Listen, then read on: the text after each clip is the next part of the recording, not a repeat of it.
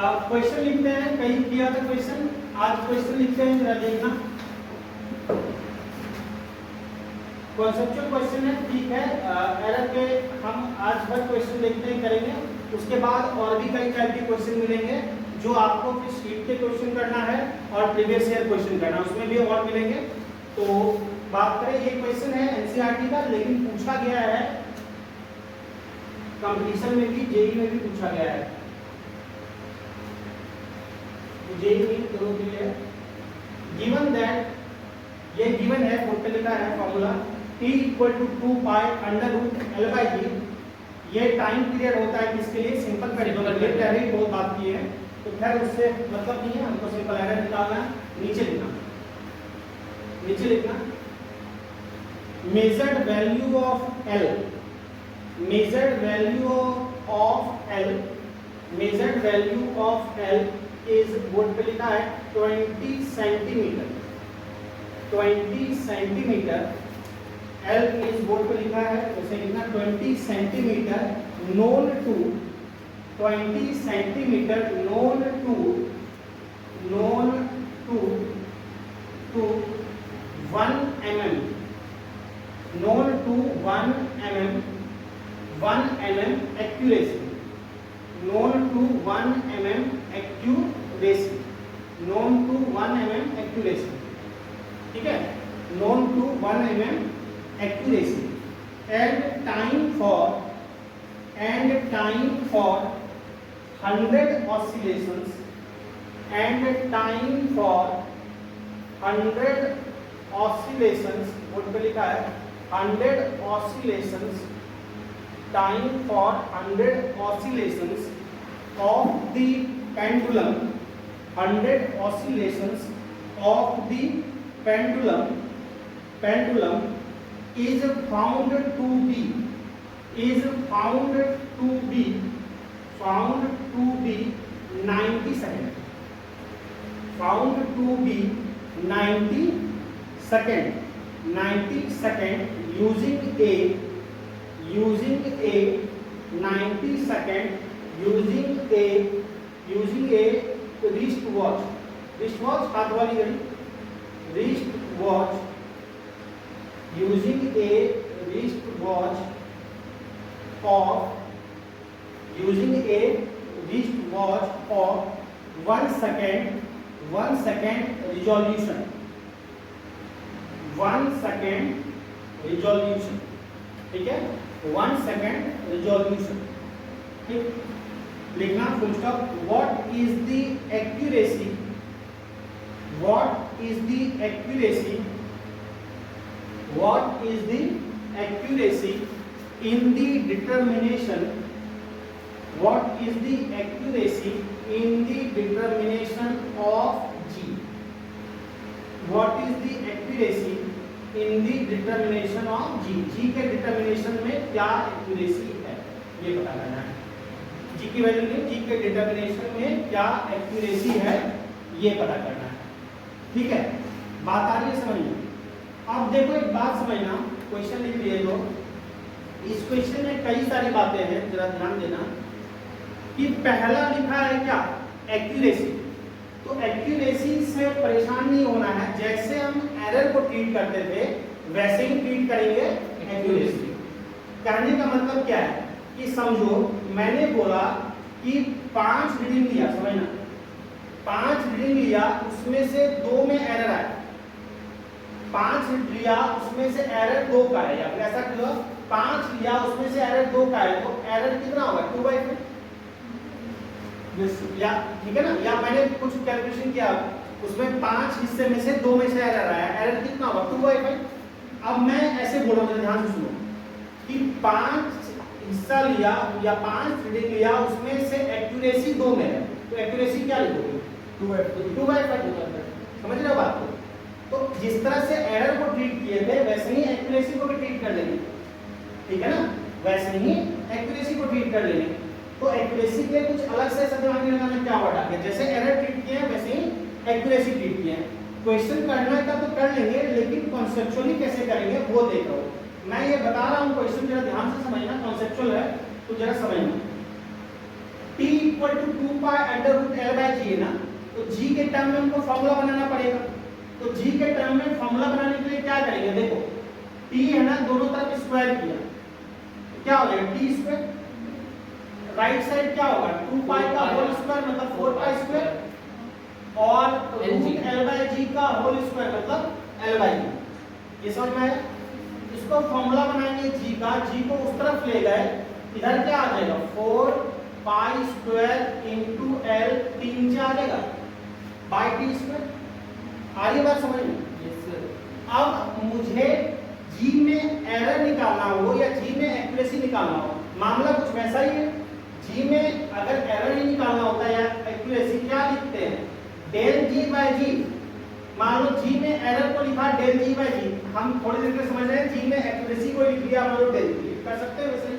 तो डेल जी बाय जी into 100 formula बनाना आया था ना, आपको क्या बोला था, अगर फॉर्मेट रहे तो 4 में से a plus B, a minus B, a into B, a by B, या फिर पावर रहे a to the power m, b to the power n, या a to the power m by b to the power n। इन सब format में क्या करना है, एरर को हमेशा ऐड करना, और अगर पावर है तो पावर को क्या कर दो मल्टीप्लाई कर दो। तो इसका फॉर्मूला बना पाएंगे, देखो 4 पाई स्क्वायर, 4 तो कांस्टेंट है कोई चेंज नहीं होगा, पाई स्क्वायर भी कांस्टेंट है कोई चेंज नहीं होगा, इसको छोड़ दो। तो फिर एक्यूरेसी एरर की बात किसमें करेंगे, एल में।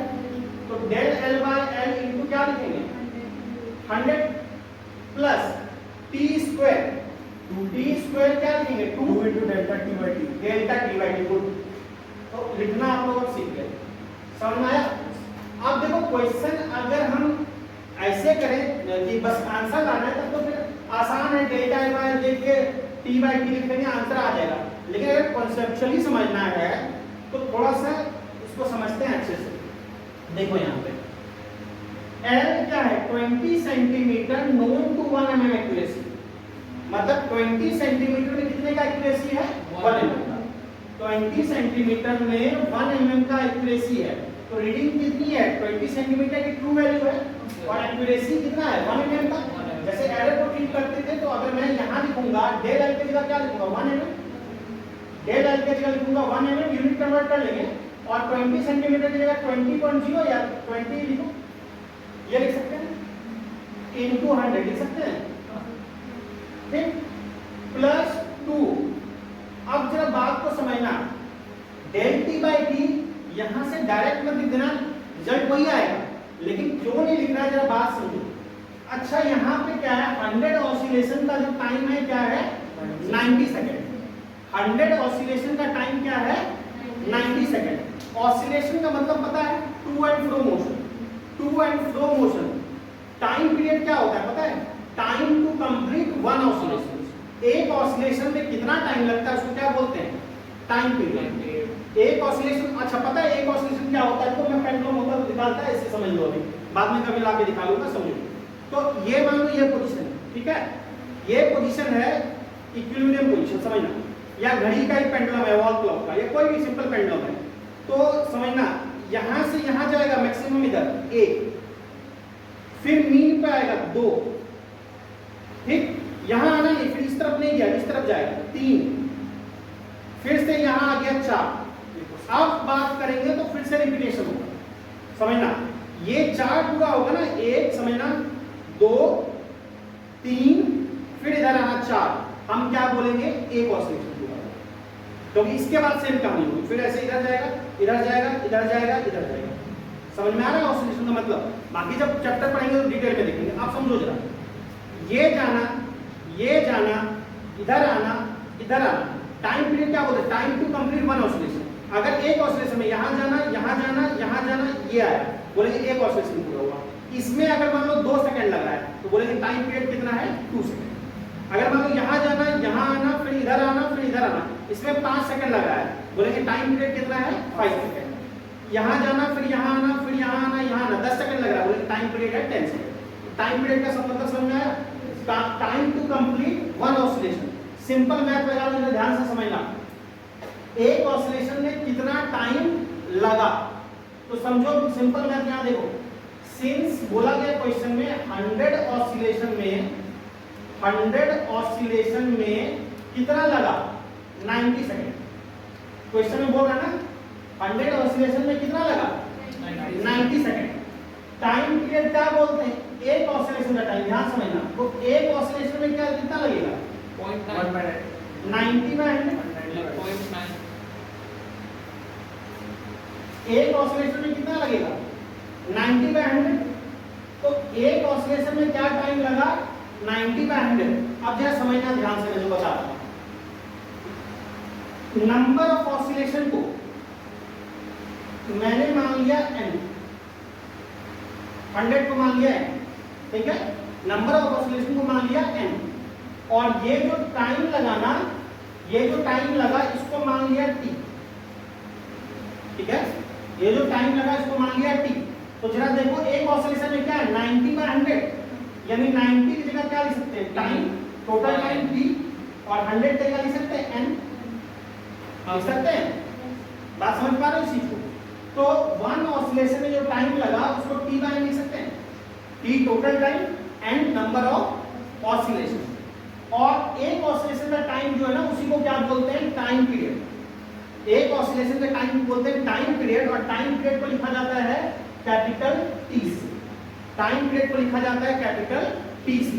तो T equal to T by बन रहा है। कैसे समझिए? Total time by number of oscillation. तो T इक्वल टू, जरा ध्यान से समझना, यहाँ पे क्वेश्चन करना तो आसान है, कॉन्सेप्चुअली थोड़ा समझना चाहिए। अब देखो हमारा तो यहाँ आया T इक्वल टू क्या आया? T बाय, या T equal to T by. अब जरा बात सुनिए, अगर मैं इधर डेल लगाता हूं, समझना, डेल, तो इधर भी हमको डेल लगाना पड़ेगा। इसमें चेंज होगा तो डेल टी में चेंज होगा, तो टी में भी चेंज होगा।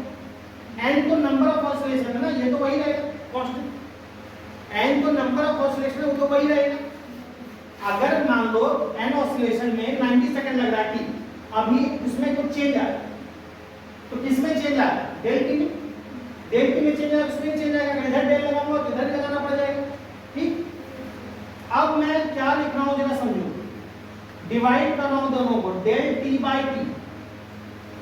अगर इन दोनों को डिवाइड करूंगा तो क्या आएगा? जरा देखो यहां पे, डेल टी बाय एन होगा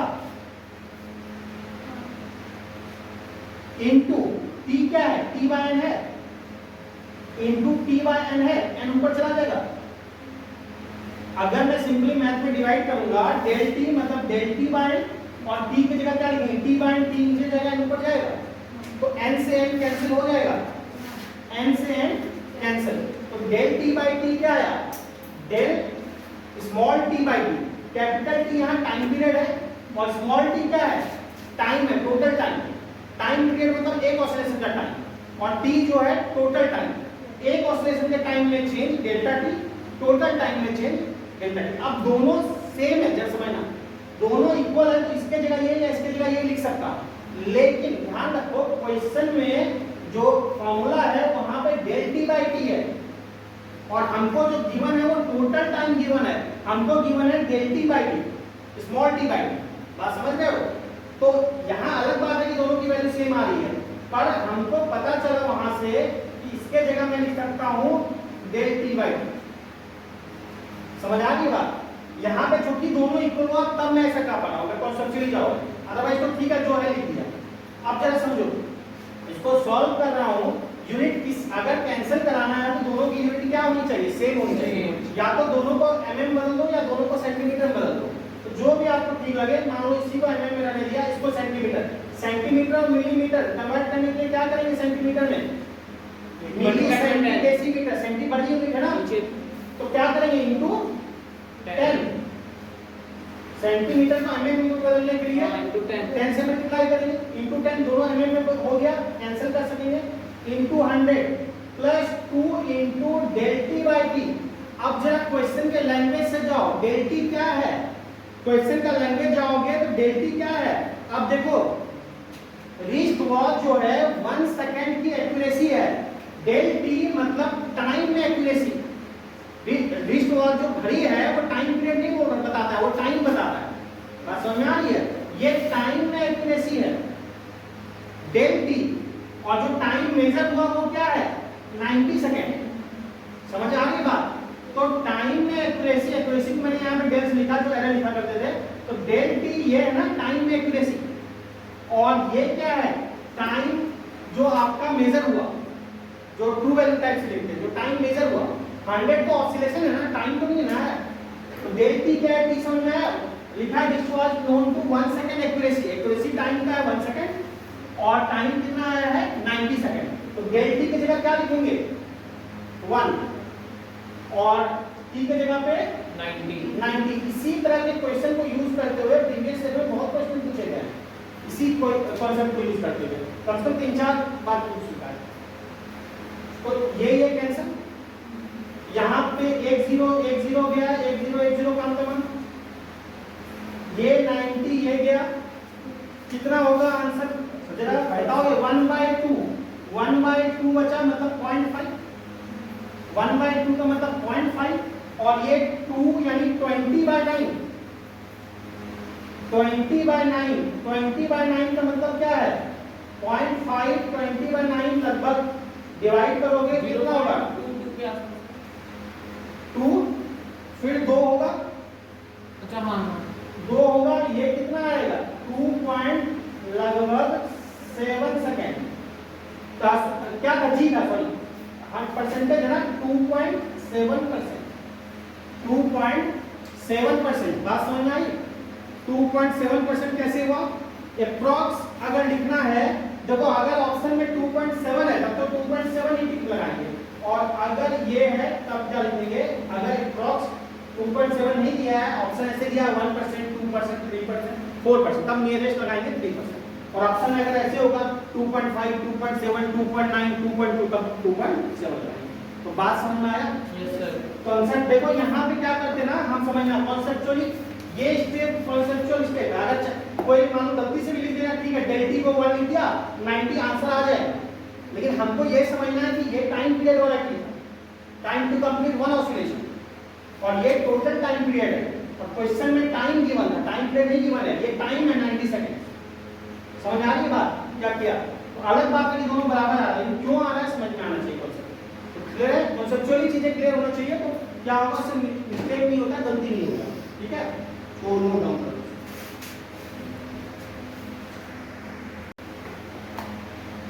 A student measures, लिखना question, a student measures the time period, a student measures the time period of 100 oscillations, time period of 100 oscillations, 100 oscillations of a simple pendulum, of a simple pendulum 4 times, of a simple pendulum 4 times, ठीक है, full stop. The data set is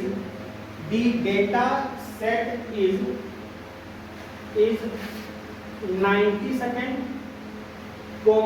91 second, 95 second and 92 second।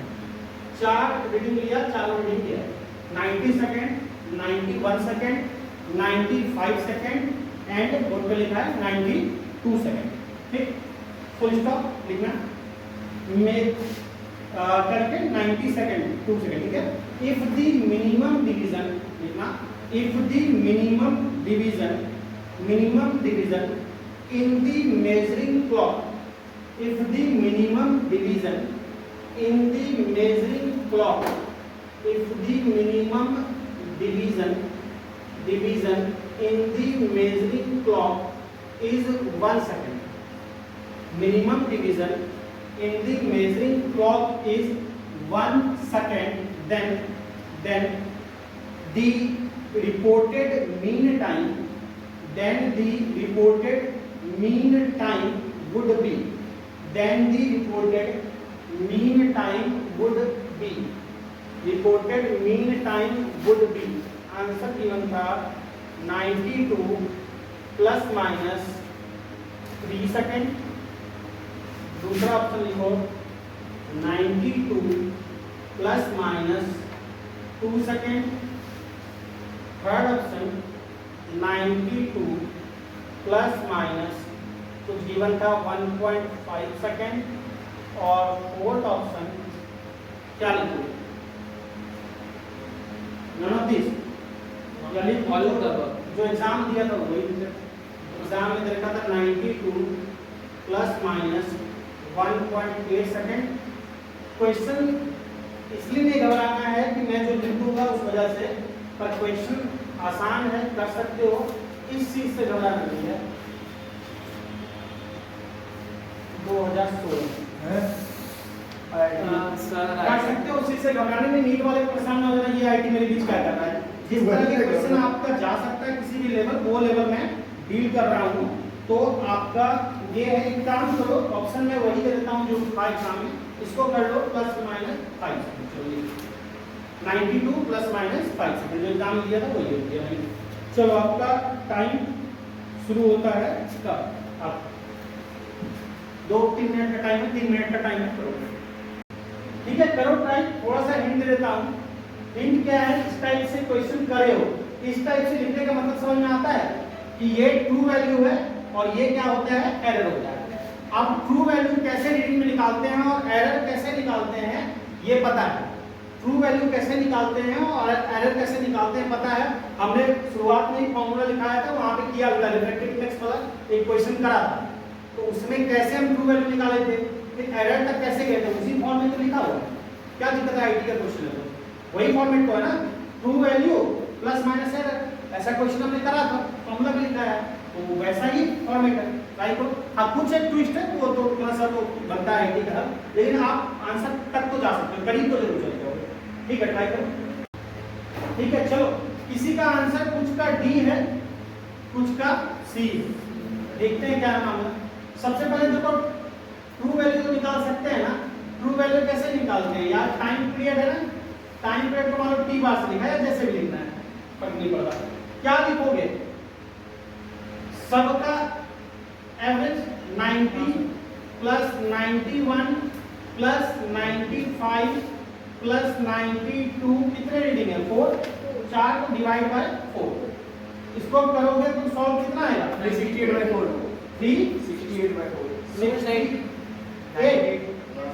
Bye 4, यानी divide करोगे 9 4 में 36 और 2 क्या आ जाएगा? 92। तो जो मीन टाइम आया, यानी कि जो ट्रू वैल्यू आई, वो क्या आया? 92 सेकंड। तो 92 सेकंड तो चारों में मामला तो बढ़ना पड़ेगा आगे।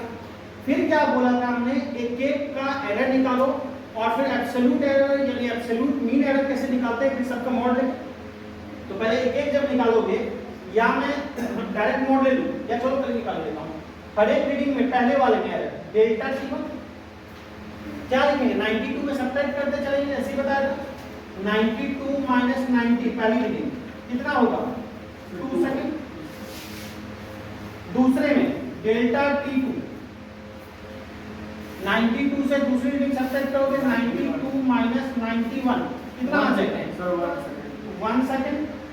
फिर क्या लिखेंगे? डेल्टा टी3, तो डेल्टा टी3 यहाँ लिखा हूं, डेल्टा टी3। 92 में तीसरी रीडिंग क्या है? 95। 92 माइनस 95 क्या हो जाएगा? -3। ठीक, और डेल्टा टी4 92 माइनस कितना है? 2 ही है ना, 0। अब हम क्या लिखते हैं? हमको प्लस माइनस से मतलब ये है, प्लस माइनस यहाँ पे टाइम का नेगेटिव वैल्यू नहीं बता रहा, टाइम तो नेगेटिव हो ही नहीं सकता। ये बता रहा है कि एरर दूसरे साइड है। माइनस मतलब एक साइड एरर है, प्लस मतलब दूसरी साइड का एरर है। तो दोनों एरर उतना ही होता है, प्लस माइनस बराबर ही होता है, प्लस 2 माइनस 2 बराबर ही खड़ा है। तो मीन के लिए क्या करते थे? डेल्टा टी बार, तो सारे का मॉड लेते थे ना, यानी सारे की प्लस वैल्यू लेते थे। डेल्टा टी1 का मॉड, डेल्टा टी2 का मॉड बताया था, डिटेल क्यों करते हैं? डेल्टा टी2 का मॉड प्लस डेल्टा टी3 का मॉड प्लस डेल्टा क्या लिखेंगे? टी4 का मॉड डिवाइड बाय क्या होगा? 4। तो यहाँ पे जब लिखेंगे तो टी1 कितना है? 2 सेकंड। तो 2 प्लस दूसरा का मॉड लिखेंगे 1, तीसरा का प्लस 3, चौथा का 0, कितना हो जाएगा? 2 3 5 1 6 6/4 6/4 का मतलब क्या है 1.5 3/2 मतलब 1.5 सेकेंड। ठीक, तो ये वाला पार्ट क्या होता है एरर, हाँ सर और वो वाला क्या है ट्रू वैल्यू। कैसे लिखते हैं t plus minus delta t, यानी आंसर कितना होना चाहिए 92 प्लस माइनस 1.5 सेकेंड। ठीक है, 92 प्लस माइनस 1.5 सेकेंड। इतना समझ में आया, सबको क्लियर है? अब उस अकॉर्डिंग 1.5 तो नहीं दिख रहा है, तो नियरेस्ट आंसर क्या होगा 1.8 हाँ, ये कितने लोगों का कहना है 1.8? मेरा। ठीक है, बस यही वजह था आई थिंक पूछने का। गलत, और ये गलत आप समझो ये ठीक है। एक बात लिखा है क्वेश्चन में, जरा देखना, क्वेश्चन को ध्यान से पढ़ो। क्वेश्चन में एक बात लिखा है, एक्चुअली इसका कुछ लिखा है सॉल्यूशन से रिलेटेड कुछ, वो लाइन पढ़ो क्या लिखा है। ये लिखा है ना, if the minimum division in the measuring clock, if the minimum division in the measuring clock is 1 second, यानी उसमें मिनिमम डिवीजन कितना आ गया 1 सेकंड। वो 1 सेकंड देगा, फिर 2 देगा, फिर 3 देगा, फिर 4 देगा, फिर 5 देगा। वो 1.2 नहीं दे सकता, 1.5 नहीं दे सकता, 1.6 नहीं दे सकता, क्योंकि मार्किंग नहीं की गई है। तो मिनिमम डिवीजन 1 सेकंड का है। तो मिनिमम डिवीजन अगर 1 सेकंड का है तो 1 क्रॉस कर गया ना, तो 1.5 1 क्रॉस कर गया, 1 क्रॉस कर गया तो फिर कितना होगा 2। तो आंसर होगा उस बात की वजह से, वो नहीं लिखा होता तब 1.5 होता तो या नियरेस्ट वो लिख सकते थे, लेकिन यहाँ पे लिखा है ना इस वजह से कि नोन टू क्या है ये लिखा था ना, क्या लिखा था minimum division in the measuring clock is 1 second. तो सबसे छोटा डिवीजन 1 है, तो 1 1 की रीडिंग ले पाएगा ना, 1 लिया, फिर अगला 1 से पार करेगा तो फिर 2 दिखाएगा, फिर 2 पार किया तो 3 दिखाएगा। तो जब 1.5 है 1 क्रॉस कर गया क्या दिखाएगा 2, तो आंसर होगा 92 प्लस माइनस 2 सेकंड। तो आईटी कितने जगह गलत करवाता है, तो इसीलिए कोई टफ नहीं है, इसलिए कि पहला बार हम ये हमारे छोटे कुछ हो गए, जाके नंबर जोड़ लिया, कितना नंबर 3 नंबर, फिर रास्ता में गुजरते मिलाया, कोई बोल दिया गलत बोल रहा है, फिर मिलाया तब देखा कि 3 तो गया माइनस 4, 3 उसका गया और माइनस 4 का निशान दिया। तो समझे, तो इसमें टफ नहीं है, इतना तक तो किए ही थोड़ा सा समझ में आया। तो नोट कर, ठीक है। तो इसको देख लेना, कल फिर एरर पे कुछ क्वेश्चन करेंगे, कल ये चैप्टर खत्म कर लेंगे, उसके बाद आपका काम रहेगा शीट बनाना और प्रीवियस ईयर क्वेश्चन करना। फिर उसमें जो दिक्कत होगा वो करेंगे, खत्म करने के बाद फिर हम एक लेक्चर और लगेगा एरर के क्वेश्चन में, उसके बाद फिर बैठ करेंगे।